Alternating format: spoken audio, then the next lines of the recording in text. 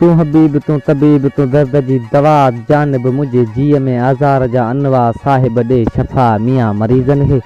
तू हबीब तू तबीब तू दारूं के दर्दन तू ॾींहुं तू लाई ॾातर के दुखदन फकियूं तॾहिं फ़र्क़ु कनि जॾहिं अमर करियं उनखे। तू हबीब तू तबीब तू दर्दन जूं दारूं दवा आहे दिलि खे तुंहिंजूं तवारूं करियां थी कारूं जे बुकी बेॾो न थिए। तू हबीब तू तबीब तू डठन डब तू ॾींहुं तू लाई तू हादी तू रब आहिमी अजब जे वारियो वेझ विहारीन। जिथे हबीब हणन नायक भरे नींहं जी तिते तबीबन विॼा वञे विसरे उठिस कोए जन तन तबीबन गॾिया ॾेई डंभ डॾन माॻई दिलि ॾुखोयो। हण हबीब हथ खणी ठेकम थोरो ला पिरे में तुंहिंजे घाह मरां कर माण ला।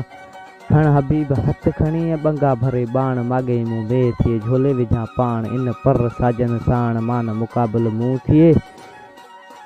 लोरी जिथ लॻोम उत उभो ई आहियां सूरह पिरी संदोम मन ॿाजाए ॿियो हणे सिर जो सञो सॼणे ॿंगा बाण भरे वियो विजूदा निकिरी कड़ कड़ कान करे पुछो पेर धरे त को ठरियो हथ हबीब जो। सघन सुधन सूर जी था रंकन रंजूरी पिया आहिनि पट में मथन मामूरी लॻिन लऊं लती विच सदा जी सूरी पिर्त जिनी पूरी तिन रोयो विया में रातड़ी। तन तबीब न तूं सुधन लही सूर जी सांड पंहिंजा डबड़ा खॾ खणी में भूं कान घुर्जे मूं का हयाती होतन रे।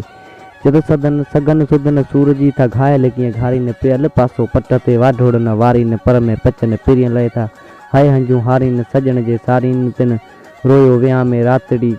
रही अचिजे रातड़ी तिन वाढोड़िन वटा जिन खे सूर शरीर में घट मंझारा घाह लिकाए लोका था पाणी बदन पटियूं आयल उन्हनि वसां हंजूं जे हारीन आणियूं आबा अखियुनि में था ॾेह खे ॾेखारीनि सजण जे सारीन से रूअन न की चोन की।